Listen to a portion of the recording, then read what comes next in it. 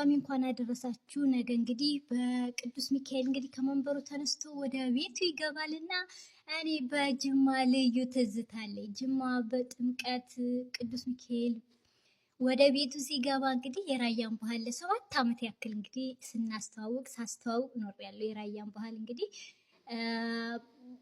በጅማ በጥምቀት የሚካኤል ዕለት እንግዲህ የሚገርም ትርኢት ነበር የምናሳየው እና የኪነት ምናምን ልጆች በአንድ ላይ ሆነን ይለያል። ብሔር ብሔረሰብ ነው በጅማ የሚከበረው። እንዲሁም ደግሞ በሰሜን መናገሻዋ በሆነችው በወልዲያ ከተማ ጥምቀት ይለያል። በተለይ ሚካኤል በነገው ዕለት እንግዲህ የሚገርም ፋሽን ሾው ነው። በተለይ እኔ የራያ ልብስ የወሎ ልብስ ይለያል ነው የምላችሁ በጣም ማለት ነው። እና በነገው ዕለት ነው ሎሚ የሚወረወረው። ሴቶች ቆንጃ ቆንጃ ብላችሁ ውጡ። እኔም እንግዲህ ከሪያድ ቢወረወርልኝ እወጣለሁ። እናንተስ የመዳም ቅመሞች ከየት ይሆን የሚወረወረው?